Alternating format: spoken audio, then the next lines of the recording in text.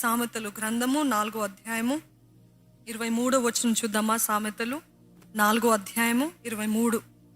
నీ హృదయములో నుండి జీవధారులో బయలుదేరును, కాబట్టి అన్నిటికంటే ముఖ్యముగా నీ హృదయమును భద్రముగా కాపాడుకొనుము. Be careful how you think. ఏంటంట? Be careful how you think because your life is shaped by your thoughts. అంటే మన జీవితమే ఎలాగుంటుందంట?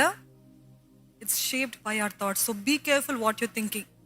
పొరుగుల గురించి ఏం ఆలోచిస్తున్నారు? మిమ్మల్ని గురించి మీరు ఏం ఆలోచిస్తున్నారు? మీ జీవిత పరిస్థితి గురించి మీరు ఏం ఆలోచిస్తున్నారు? భవిష్యత్ గురించి మీరు ఏం ఆలోచిస్తున్నారు? మీ కుటుంబం గురించి మీరు ఏం ఆలోచిస్తున్నారు? పొరుగు వారిని లేకపోతే సేవకుల గురించి ఏం ఆలోచిస్తున్నారు? ఇవన్నీ చాలా కేర్ఫుల్గా ఉండాలంట. అర్థమైందండి? వాక్యం చూడండి ఎంత స్పష్టంగా చెప్తుంది. ఈరోజేమో మీకు ఈ వాక్యం ఏదో సైకాలజీయో మోటివేషనల్ కాదండి, వాక్యం చెప్పేదే. Be careful. ఈరోజు నేటి కాలంలో చెప్తూ ఉంటారు సైకాలజిస్ట్, ఏంటి కేర్ఫుల్గా ఉండాలి, ఆలోచించేది సరిగ్గా ఉండాలి, ఆలోచించే విధానం బట్టే మన జీవిత విధానం ఉంటుంది అని అంటూ ఉంటారు. కానీ దేవుడు ఇక్కడ స్పష్టంగా చెప్తున్నాడు, జాగ్రత్తగా ఉండండి మీరు దేని విషయం అయితే ఆలోచిస్తున్నారు, ఏ విషయం పైన మీ తలంపులు ఉన్నాయి, ఏ విషయం పైన మీ మనస్సు ఉంది, ఏ విషయం పైన మీ హృదయం ఉంది అని అంటున్నాడు. ఒక పాస్టర్ ఎంత చక్కగా ఇలాగ అన్నారండి, పాస్టర్ డేవిడ్ ట్రిప్ అని. నీ జీవితంలో నిన్ను అందరికంటే ప్రభావితము చేసేది నువ్వే. ఎందుకంటే నువ్వు నీతో మాట్లాడినంత నీ జీవితంలో ఇంకెవ్వరు నీతో మాట్లాడారు. అర్థమైందండి? అర్థమైన వారి చేతులు ఎత్తి చూపిస్తారా? మీ జీవితాన్ని ప్రభావితం చేసేది ఎవరంట? మనమే. ఎందుకంటే మనతో మనము మాట్లాడినంత, అంటే పొద్దున్న లేసిందే నుండి రాత్రి పడుకుందాకా కొంతమంది కళల్లో కూడా మాట్లాడుకుంటూ ఉంటారు కదా. ఎంతమందికి అనుభవం ఉంది? మీ పక్కనున్న వాళ్ళు చెప్తా ఉంటారు, అవును ఇట్లాంటి మాటలు మాట్లాడమని. అంటే రోజుకి మనము ఇతరులతోటి మాట్లాడే కంటే మనతో మనము మాట్లాడేదే చాలా ఎక్కువ ఉందంట. అంటే మన జీవితాన్ని ప్రభావితం చేసేది దేవుడు తర్వాత ఇంక ఎవరు అని అంటే ఎవరండి? మనమే. So you are being the greatest influence over your life. ఎంతమంది మీలో చెప్పగలరు లోకము ఇంకా ఇంకా రోజుకి నెగిటివ్గానే మారుతుంది? ఎక్కడైనా పాజిటివ్గా మారుతుందని గమనిస్తున్నారా, లేకపోతే నెగిటివ్గానే మారుతుందా? ఈరోజు ఎక్కడ చూసినా నెగిటివిటీ కదండి. ఎక్కడ చూసినా ప్రతికూల పరిస్థితులే, నెగిటివ్ మాటలే, నెగిటివ్ కార్యాలే. ఇది ఒక అలవాటుగా అయిపోయింది. క్రానిక్ నెగిటివిటీ అంటున్నారంట. క్రానిక్ నెగిటివిటీ ఏంటి అని అంటే దీర్ఘకాలం, అంటే కొనసాగుతానే ఉంది. స్టార్ట్ అయింది ఎప్పుడో, కానీ కొనసాగుతానే ఉంది, ఇంకా ఎక్కువ అవుతానే ఉంది. అలవాటు అయిపోయింది, నిరంతరమైనది. ఈ కోవిడ్ ఎలాగైతే ఒక జబ్బులాగా మారిందో, ఒక పాండమిక్ లాగా మారిందో, ఈ నెగిటివిటీ అనేది ఈ లోకంలో, ఈ తరంలో ఇప్పుడు ఇంకా ఎక్కువగా విజృంభిస్తుంది. నమ్మిన వారి చేతులెత్తి చూపిస్తారా? Everywhere you go there is negativity. Whatever you see there is negativity. Whatever comments you read there is negativity. Whomever you speak to తెలిసి అంత బాగుందిలే కానీ స్టార్ట్ చేస్తారు కదండి నెగిటివ్ మాటలు. ఇదంతా బాగా జరిగింది, కానీ ఏంటి అంటే ఈ లోకమంతా కూడా ఇంకా మంచి చూడటం ఆపేసి ఎక్కడ తప్పు పడదామా, ఎక్కడ లోపాలు ఉన్నాయా, ఎక్కడ వారి బలహీనతలు ఉన్నాయా, ఎక్కడ సరిగ్గా లేదా, ఈ చర్చ్ అంతా బాగుంది కానీ, ఈ పాటలన్నీ బాగున్నాయి కానీ, అనుభవం బాగుంది కానీ అని ఈ నెగిటివ్ ఆలోచనలు కంటిన్యూస్గా మన జీవితంలో విజృంభిస్తున్నాయండి. వీటిని ఎలాగా ఆపగలుగుతాము? చూడండి, నెగిటివ్ థింకింగ్ బట్టి చాలామంది వారి ఆరోగ్యాన్ని స్వతహాగా వారు పాడు చేసుకుంటున్నారు. ఇది ఒక సైకలాజికల్ది మాత్రమే కాదు, కానీ ఇది ఒక స్పిరిచువల్ దాడి, స్పిరిచువల్ అపవాది అబద్ధాలు అని నమ్మాలండి. ఎందుకంటే అపవాదికి ఇంకో పేరు ఉంటుంది, ఎవరైనా చెప్పగలుగుతారా? అబద్ధాలకు జనకుడు.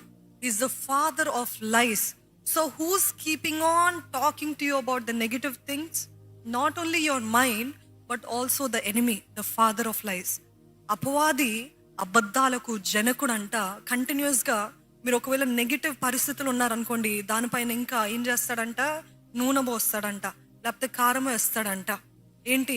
ఇంకా నొప్పి, ఇంకా విశాలపరచడానికి, ఇంకా పెద్దగా చేయడానికి. ఈరోజు ఈ అపవాది స్పిరిచువల్గా మనని దాడి చేస్తున్నాడని మనం జ్ఞాపకం చేసుకోవాలండి.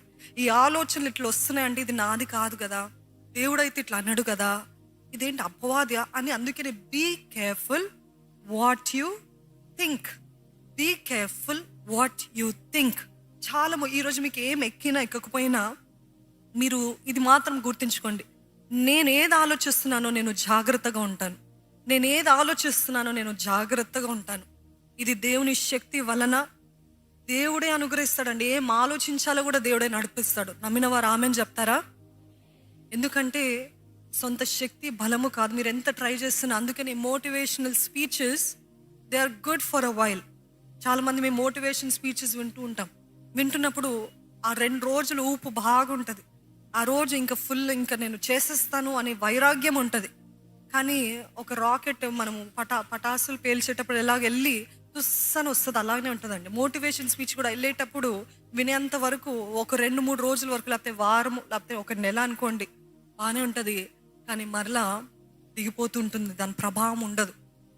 అది దేవుని వాక్యానికి మోటివేషనల్ స్పీచెస్కి తేడా ఏంటిదంటే, దేవుని వాక్యం జీవం కలిగినది, దేవుని వాక్యం శక్తి కలిగినది. అందుకనే నా బలము కాదు, నా శక్తి కాదయ్యా, నీ ఆత్మ వలనే. ఈరోజు ఈ థాట్స్ నుండి విడుదల కావాలంటే ఇది మోటివేషనల్ స్పీచ్ కాదు, కానీ దేవుని అడగాలి ఏంటిదంటే, దేవా నేను ప్రయత్నిస్తే మరలా నాకు అదే సైకిల్, అదే లూప్, అదే అలవాటు, ఆ వ్యర్థ ప్రవర్తన నాలో ఇంకా ఉందయ్యా, కానీ నీ శక్తి వలన నాకు మార్పుని దయచే.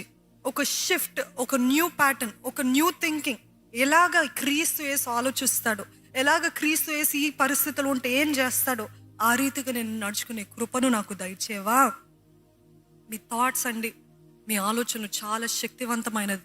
మీ జీవితము కట్టబడాలంటే మీ ఆలోచనలు బట్టి ఉంది. మీ జీవితం నాశనం అవ్వాలంటే మీ ఆలోచన బట్టి ఉంది.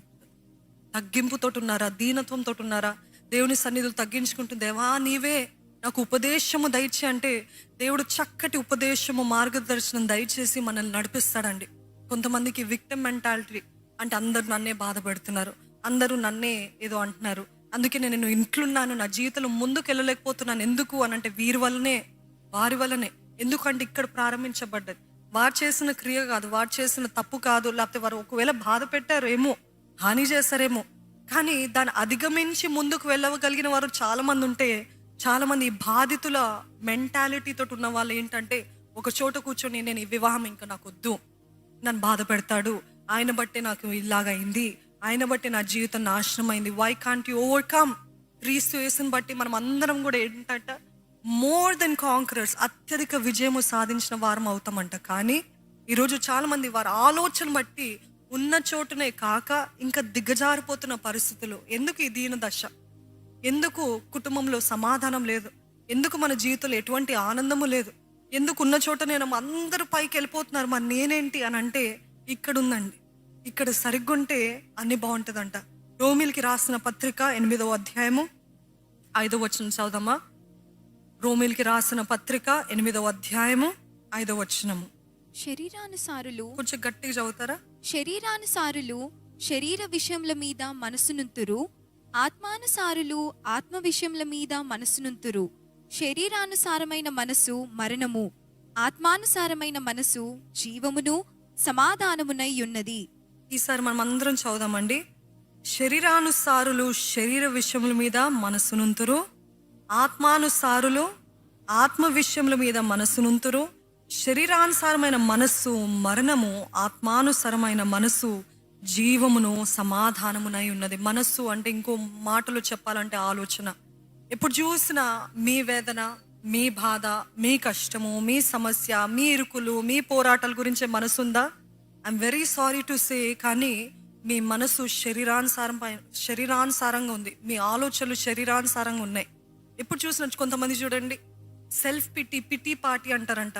వాళ్ళు కూర్చుంటారంట, కూర్చొని ఒక 5 మంది, మరి ముఖ్యంగా స్త్రీలు, బైబిల్ ఉంటుంది కదా, పౌలు భక్తుడు అంటాడు, స్త్రీలు గాసిప్స్ చేయకుండా, వాళ్ళు మాట్లాడకుండా, గుసగుసలు ఇవి కాకుండా దేవుని విషయమై వాళ్ళు అలర్ట్గా, చురుకుగా ఉండాలి అని ఆయన వాక్యము ఆయన ఆ మాటలు చెప్తాడు కదా. అదే రీతిగా కొంతమంది చూడండి, వాళ్ళు కూర్చుంటారు, కూర్చొని ఏం చేస్తారు, నా భర్త ఇట్లా, నేను ఈ రీతిగా ఉన్నానంటే ఇట్లా అని వాళ్ళందరూ, నా జీవితం చూడ ఎట్లా నాశనం అయిపోయింది, నా జీవితం అనుకుంటూ ఏడుచుకుంటూ ఉంటారు. అంటే ఏంటి, వారి మనసంతా ఏంటి, వారు తప్పు చేస్తారు, వారు బట్టే నా జీవితం ఇట్లుంది, వారు బట్టే నాది నాశనం అయింది. అంటే శరీరానుసారమైన మనసు ఎప్పుడు వాళ్ళ బాధలే, ఎప్పుడు వాళ్ళ వేదనలే, ఎప్పుడు అందరూ వారిని పట్టించుకోవాలని, ఎప్పుడు అందరి ముందు సెంటర్ ఆఫ్ అటెన్షన్గా వారు మారాలని. అంటే వారి జీవిత గోల్ ఏంటిదంటే, నా జీవితం ఇట్లుందంటే వారి బట్టే ఈ విక్టిమ్ అంటే నేను బాధితుడిని, నేను బాధితురాల్ని అందరూ వినాలి, అందరూ చూడాలి. కానీ దేవుడు అంటున్నాడు, యూ హ్యావ్ టు ఓవర్కమ్. ఆత్మానుసారమైన మనసు ఎలాగుంటుందంట, ఏమిస్తుందంట? జీవము, సమాధానం. ఏదందరం చెప్దామా? ఆత్మానుసారమైన మనసు it will give you life. అంటే జీవించడానికి ఒక గొప్ప ఆశ కలుగుతుందంట, ఒక గొప్ప ఉత్సాహం కలుగుతుందంట, సమాధానం ఇస్తుందంట. అంటే ఎప్పుడు చూసినా వీరేం చేస్తారు, వారేం చేస్తారు, నా జీవితం ఏమైంది, ఇట్లా కాకుండా నా దేవుడు జరిగిస్తాడు, నా దేవుడు గొప్ప కార్యాలు జరిగిస్తాడు, నా దేవుడు నాకు నూతన ప్రారంభం ఇస్తాడు, నా దేవుడు ఆశ్చర్యకరుడు, నా దేవుడు గొప్ప ఉద్దేశము నా జీవితంలో కలిగి ఉన్నాడు. For he has plans to prosper me and not to harm me అని ఈ మాటలు పలుకుతా ఉంటే మీకు ఏమవుతుంది? లోపల జీవము, సమాధానం.